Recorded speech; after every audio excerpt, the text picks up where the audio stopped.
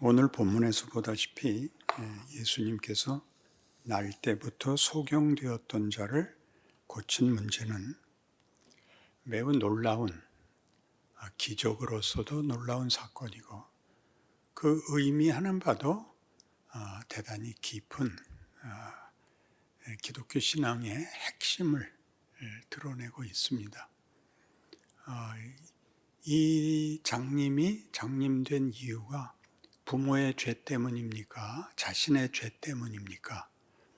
그러자 예수님께서 부모의 죄도 아니고 자신의 죄도 아니고 하나님이 하시는 일을 보이려고 이 사람이 장님이 됐다, 이렇게 얘기를 합니다.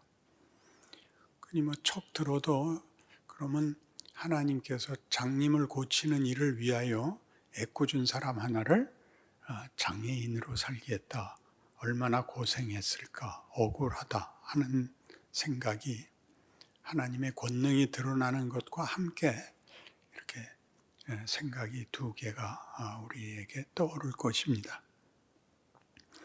예수님께서 하나님이 하시는 일을 나타내려고 했다 하는 것은 굉장한 일이죠. 하나님이 지금도 일하고 있고 하나님이 이 장님을 눈을 뜨게 하는 식으로 일하고 있다, 그렇게 얘기하는 셈입니다. 그래서 지금 요한복음에 등장하는 그토록 처음부터 끝까지 집요하게 예수를 반대하고 적개심을 가지고 처치하려는 사람들과 싸우는 이 와중에 이런 큰 일을 행하자 반대파들은 이 기적의 크기나 이 장님을 보게 한 것의 뜻을 이해하려 들지 않지요. 눈을 뜨게 하여 진실을 보게 하는 것이 하나님께서 지금 하시는 일입니다. 장님이 와서 힐문하는 이 반대파 사람들, 정말 예수가 내 눈을 뜨게 했느냐? 다른 건 다 모르겠고요, 내가 안 보이던 게 보입니다. 예전엔 못 봤는데 지금은 봅니다. 신자들의 경험이죠. 그러나 이 적대자들은 그 말의 중요성을 인정하지 않습니다.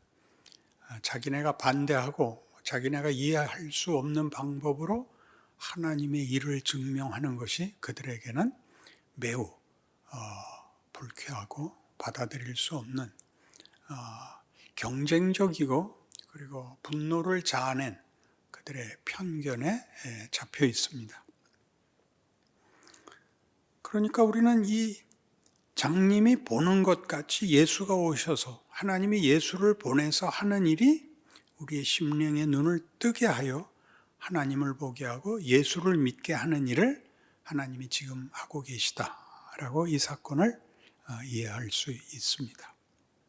그런데 우리가 예수님이 오셔서 장님의 눈을 뜨게 하고 못 보던 걸 보게 하듯이 그 심령의 눈을 떠서 예수를 보게 한다면 왜 이 대적자들, 반대하고 사사건건 덤벼드는 이 사람들을 장님의 눈을 뜨게 할 수 있다면 저들의 심령의 눈을 띄워서 예수가 누구인지, 메시아가 뭘 하러 왔는지, 하나님이 지금 우리에게 뭘 원하시는지를 그들에게 끝끝내 감추고 결국 주님이 죽는 자리까지 평행선을 긋고 예수님은 예수님의 일을 하시고 그 적대자들은 적대자들의 일을 하고 마는, 그리고 따지고 보면 세상 역사가 오늘까지 유대인들은 예수를 거부한 상태로 지금까지 고집된 상태, 오해의 상태에 머물러 있습니다.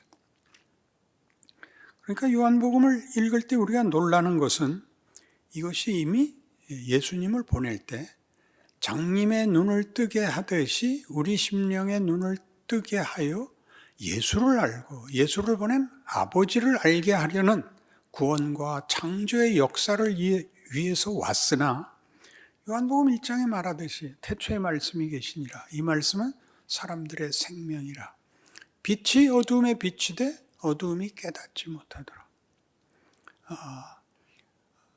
하나님이 자기 백성에게 찾아왔을 때 자기 백성이 하나님을 거절했다. 이런 서문으로 시작을 했습니다. 시작부터 그랬죠. 그래서 예수님께서 자신이 메시아이고 하나님의 아들이고 그 증거로 그 많은 기적을 일으켰으나 사사건건 그들은 그 모든 기적을 왜곡시키고 그걸로 인하여 더 화를 냈죠. 가장 많았던 이유는 안식일에 일한다는 거였습니다. 모세의 법을 어기면서 어떻게 하나님의 사자라고 하나님의 종이라고 하나님의 아들이라고 얘기를 할 수 있느냐. 그 오해가 결국은 더 크게 그래서 아버지의 아들이라고 한 것을 신성모독으로까지 뒤집어 씌우는 분노를 저들이 하게 됩니다. 그래서 우리는 이 문제에 아주 핵심적인 중요한 질문을 예수님은 눈을 뜨러오게 했는데 같은 사건에서 당시의 대적자들은 그 모든 사건을 통하여 점점 더 완악해져 갔는가 하는 문제를 가장 중요한 문제로 삼아야 합니다.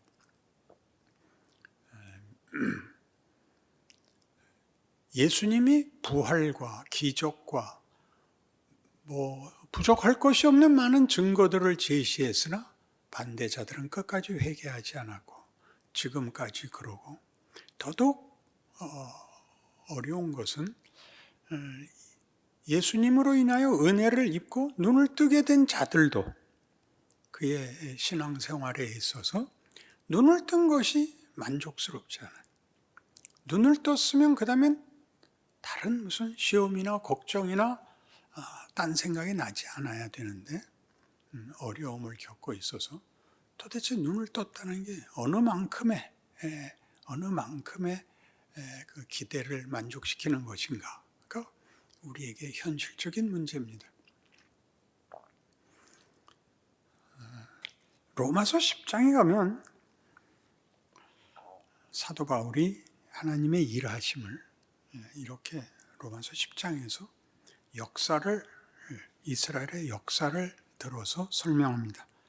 제가 읽겠습니다. 로마서 10장 1절 형제들아 내 마음에 원하는 바와 하나님께 구하는 바는 이스라엘을 위함이니 곧 그들로 구원을 받게 함이라.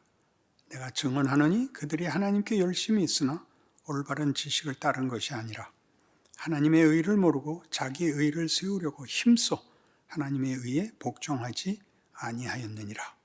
이게 10장에서의 주제입니다. 이스라엘은 왜 예수를 믿지 않았는가? 자기 의를 하나님의 의보다 앞세웠다. 자기의 의의 정당성은 물론 율법이었습니다. 율법을 주신 아버지의 뜻은 예수님의 해설에 나오듯이 하나님 사랑, 이웃 사랑이었습니다. 그러나 유대인들은 그것을 사람 잡는 데 썼을 뿐입니다. 심판의 기준이 되고 비난과 정죄의 규칙이 되었지 하나님께서 이것을 왜 줬는지 곡해했습니다. 그래서 결국 유대인의 대표라고 할 수 있는 바울이 예수와 예수를 믿는 자들을 박해하는 경지에 갑니다. 하나님이 율법을 주었지만 그 율법으로 하나님을 반대하는 자리까지 서두에 얘기한 대로 하자면 자기 의를 세우려고 하나님의 의를 반대하는 자리에까지 오게 된 겁니다. 그래서 사도 바울은 지금 로마서 10장에서 이렇게 얘기합니다. 5절 모세가 기록하되 율법으로 말미암는 의를 행하는 사람은 그 의로 살리라 하였거니와 율법은 지켜야 되는 것입니다. 믿음으로 말미암는 이는 이같이 말하되 내 마음에 누가 하늘에 올라가겠느냐 하지 말라 하니 올라가겠느냐 하면 그리스도를 모셔내리려는 것이요 혹은 누가 무조갱에 내려가겠느냐 하지 말라 하니 내려가겠느냐 하면 그리스도를 죽은 자 가운데서 모셔 올리려는 것이라. 예수는 우리가 모셔오지 않았다 그 얘기입니다. 예수님은 자기 발로 우리를 찾으러 왔다. 예수를 만나기 위해서 찾아다닐 필요 없다. 가서 비로소 예수님이 우리에게 응답하고 방문한 것이 아니다. 왜 이 얘기를 해야 되는가? 그러면 무엇을 말하느냐? 말씀이 네게 가까워 네 입에 있으면 네 마음이 있다 하였으니 곧 우리가 전파하는 믿음의 말씀이라. 네가 만일 네 입으로 예수를 주로 시인하며 또 하나님께서 그를 죽은 자 가운데 살리신 것을 네 마음에 믿으면 구원을 받으리라. 사람이 마음으로 믿어 의에 이르고 입으로 시인하여 구원에 이르느니라. 성경이 이르되 누구든지 그를 믿는 자는 부끄러움을 당하지 아니하리라 하니 유대인이나 헬라인이나 차별이 없음이라. 한 분이신 주께서 모든 사람의 주가 되사 그를 부르는 모든 사람에게 부여하시도다. 누구든지 주의 이름을 부르는 자는 구원을 받으리라. 이건 신약 시대에 당연한 모든 성도들의 현실이고 고백입니다. 이 얘기가 왜 앞에 율법은 행해야 보상을 받는 것이고 믿음은 찾아가고 돌을 깨우치고 할 문제가 아니라 믿음이 우리 마음에 들어왔다는 거죠. 믿음은 예수는 우리 마음에 들어와서 우리가 밖으로 찾아나갈 필요가 없이 우리 안에 쑥 들어오더래요. 뭘로 증명할 수 있죠? 우리가 예수를 믿더라 말입니다. 예수를 만난 적도 없는데 먼저 믿은 사람들을 통해서 믿었죠. 하여튼 우리는 예수를 부르고 예수를 믿습니다. 우리가 돌을 깨우치기 위하여 산에 올라가고 어떤 경을 읽고 무슨 수련을 하고 그런 게 아니라 어떻게 된 건지 어느 날 내가 예수를 믿고 예수가 누군지를 알더라는 것이죠. 그 얘기를 여기 왜 꺼내느냐 하면 그럼 네가 예수를 만들었느냐?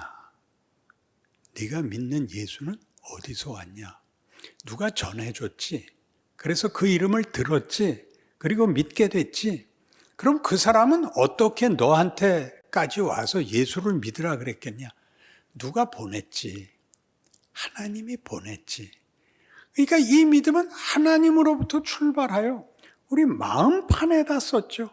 예레미야 31장에 나오는 새 언약이 그렇듯이 어떤 외적 규칙과 어떤 법칙을 따라서 열매가 맺힌 게 아니라 하나님이 예수 안에서 이루신 그 구원을 전도자와 증거자를 통하여 우리 귀에 들려줬을 때 우리가 듣고 이상하게 마음에 화합을 하고 마음에 받아들였습니다. 하나님이 일하시죠.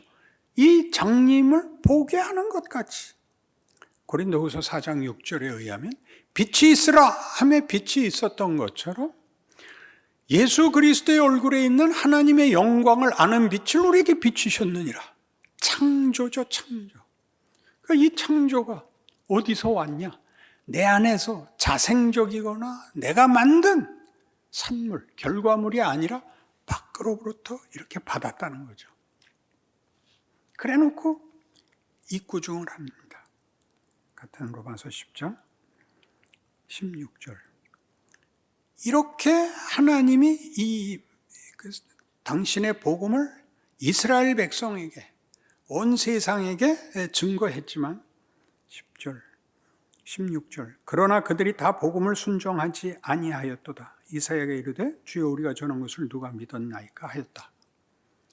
그렇게 많은 선지자를 보내고 그렇게 많이 증언을 했으나 우리 이사야 53장 예수님의 한탄같이 여기 나오죠.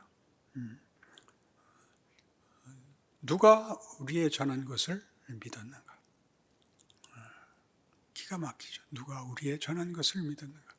여호와의 팔이 네게 나타났느냐? 나타났어도 보아도 들었어도 반응하지 않았다. 그러곤 다시 말해요. 그러므로 믿음은 들음에서 나며 들음은 그리스도의 말씀으로 말미암았느니라. 여기 그리스도가 등장해요. 누가 와서 전해주고 그 전해준 말을 들었을 때 우리가 그거를 영접한 것은 예수가 지금 여기 실로암 목가에 가서 눈을 씻으라 한 그 능력, 그 구원의 하나님의 은총으로 그 들은 바, 그 증언을 듣고 우리 마음에 빛이 비치고 생명이 생겨나는 것입니다. 하나님이 하시는 일이죠. 신약시대, 교회 시대를 열었던 그 부흥과 그 자랑이 다 예수로 말미암는 것이고, 세상 사람들은 보십시오. 안 믿는 사람들은 하나님이 그 마음에 빛을 주시지 않으면, 하나님께서 그 눈을 만져주시지 않으면, 그 심령에 찾아가지 않으시면 같은 말을 듣고 모두가 다 이 시대에 이런 사람들 같이 반대의 자리를 고집하게 됩니다. 여기서 쉽게 그러니까 믿어야 돼 라든가 그러니까 거부하면 안 돼 이렇게 그런 식으로 선택의 문제가 아니라 예수님께서만이 눈을 뜨게 할 수 있고 예수님께서만이 항복을 시킬 수 있다면 왜 모두에게 하지 않았습니까? 이렇게 물어야 되는 거죠. 왜? 그리고 영접하고 믿은 자에게 왜 믿은 자의 어떤 보상을 지금 주지 않습니까? 까지 이 질문이 계속되어야 됩니다. 그래서 이 10장 18절부터 이런 다들 약간 이해하지 못하고 넘어가는 말씀들, 구약의 인용들이 나옵니다. 그러나 내가 말하노니 그들이 듣지 아니하였느냐? 그렇지 아니하니 그 소리가 온 땅에 퍼졌고 그 말씀이 땅 끝까지 이르렀도다 하였느니라. 그들은 왜 안 믿었을까요?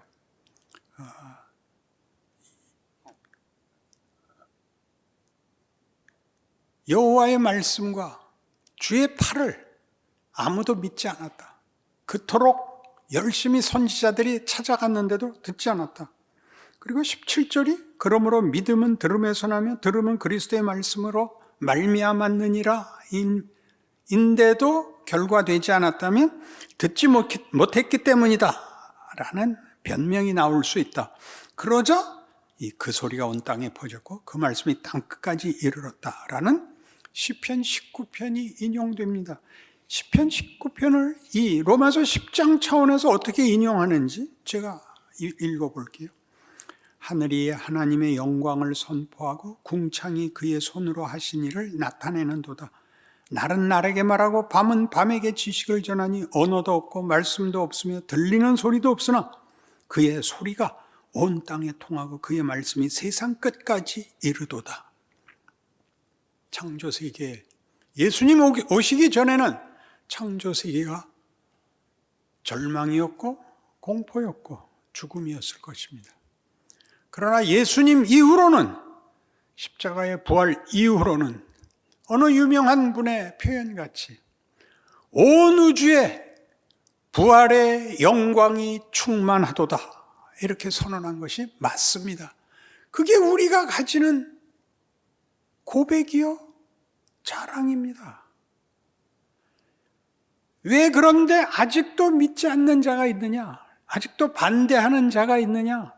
왜 우리는 믿었는데도 그 부활의 영광이 충만한 세상에서 왜 우리는 이렇게 고단하게 살아야 되느냐? 내 마음은 왜 밤낮 왔다 갔다 하느냐? 하는 것들은 약간 2차적인 문제입니다. 로마서 10장이 하고 싶은 얘기, 하나님이 지금 일하고 있다는 거죠. 조금 더 볼게요. 10장으로 돌아오셔서 19절. 그러나 내가 말하노니 이스라엘이 알지 못하였느냐? 먼저 모세가 이르되 내가 백성 아닌 자로서 너희를 시기하게 하며 미련한 백성으로 너희를 노엽게 하리라. 신명기 32장에서 모세가 죽기 직전에 마지막 유언에 나오는 예언입니다. 너희가 이 광야 생활을 하는 동안 하나님 앞에 불평하고 배신을 때린 게 한두 번이냐?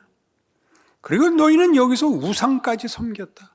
하늘의 별들을 섬기고 너희 하나님을 진노케 했다.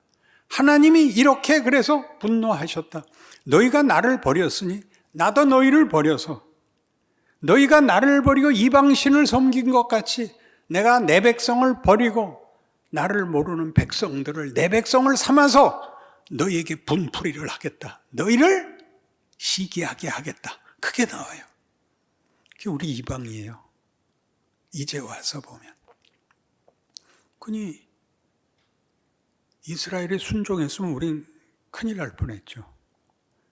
이런 거는 자세히 무슨 수학 공식같이 얘기하려고 하는 게 아니라 수사적으로 이스라엘의 실패에도 불구하고 하나님의 은혜는 더욱 넘쳐서 순종했으면 더 순조로운 어떤 방법으로 우리가 다 주 앞에 부름을 받았겠지만 저들의 실패에도 불구하고 넉넉한 은혜가 우리한테까지 왔다 하는 데서 놀라죠. 하나 더 있어요.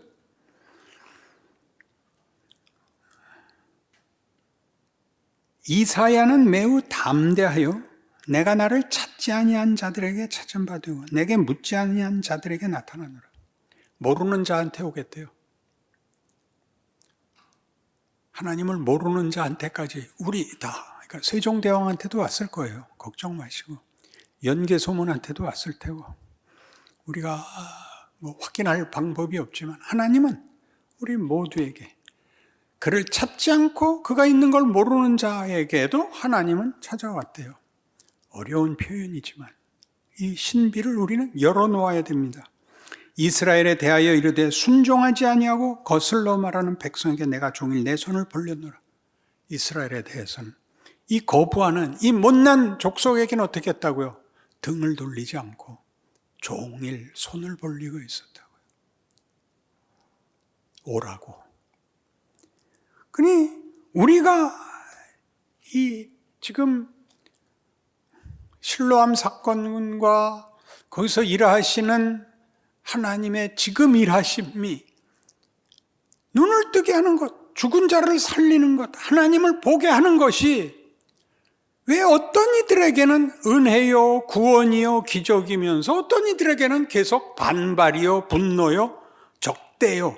그래서 결국은 사망을 만드는 비참한 결과가 일어나는가? 거기까지 다 하나님이 일하시는 거예요. 하나님의 일하시는 현실이라는 정황이 순순히 말을 듣는 자와 이 반대를 하고 왜곡하며 분노하는 자와 방관하고 구경하는 자로 그 청중을 강요하지 않은 채 일하고 있답니다. 하나님이 일하고 계십니다. 나는 구하지 않은 자에게도 나타나겠다. 나를 거절한 백성에게도 나는 종일 손을 벌리고 기다리겠다. 그분이 하나님이라면 그러면 우리가 예수를 믿고 예수로 인하여 우리 심령이 눈을 뜬 자로서 하나님의 이 일하심 우리가 생각하면 단순하게 통쾌하게 안 믿는 사람은 갖다 처벌하고 믿는 사람만 모아놓으면 간단한 심판을, 간단한 세상을, 온 우주에 충만한 부활의 권능과 증거와 능력을 가지시고 이걸 놓고 일하시는 그 과정을 함께 씨름하시는 우리의 탄식과 간절함보다 더 크게 이스라엘아, 에브라임아, 내가 어찌 너를 놓겠느냐? 내가 어찌 너를 아드마같이 놓겠느냐? 스보임같이 놓겠느냐? 내 속에서 내 마음이 불붙듯 일어나 너희를 향하여 내 인애가 내 긍휼이 솟구치지 아니하냐? 이 마음에 합한 삶을 살아내야 되는 것입니다. 우리의 결론은 너무 조급합니다. 하나님의 결론은 깁니다. 못난 자들을 기다리시고 항복의 과정을 허락하시는 하나님 때문에 예수를 믿고 더더욱 진실하게 열심히 믿는 사람에게는 하나님이 야속할 수 있습니다. 그러나 하나님은 제일 못난 것을 구원하기까지 먼저 믿은 자들의 인내와 기다림과 기도를 요구하고 있습니다. 이 하나님이야말로 정말 하나님 아닌가요? 우리는 모세에게서나 바울에게서나 그들이 때가 찰 때까지 많은 고생을 한 것을 기억합니다. 모세가 미디안 40년을 보내는 것은 그에게 다만 시간만 재고 있었던 시간이 아니라 그 못난 이스라엘 백성과 광야 40년을 떠돌 수 있는 실력을 만드는 시간이었고, 사도 바울이 스데반을 죽이듯 펄펄 뛰었던 그의 열심은 그 후에 예수를 만나고 나서 바울이 예수만 찾아가지 않죠. 예수님이 바울을 찾아오시죠. 너는 이방의 사도가 될 것이라. 임금들과 왕 앞에 설 것이라. 그리고 얼마나 네가 고난과 해를 받아야 할지 필설로 설명할 수 없다. 얘기를 그가 기꺼이 예수의 영광을 이해하고 순종하는 길을 가죠. 어려운 것을 감수하고 죽음을 각오하고 하는 이 어떤 처절함과 지극함이라는 이런 감성적 표현이 아니라 실제로 해내는 믿음의 진지함, 하루를 하루씩 채워나가는 성실함, 세상을 운영하시는, 일하시는데 우리 눈에 마음에 들지 않는 이 하나님의 방법이 얼마나 크고 얼마나 웅대하고 얼마나 굉장한 일에 우리를 동역자로 우리의 삶을 쓰신다고 우리에게 말씀하고 계시는가, 그렇게 깨달으시는 실로암 사건으로 기억되기를 바랍니다. 기도하십시다.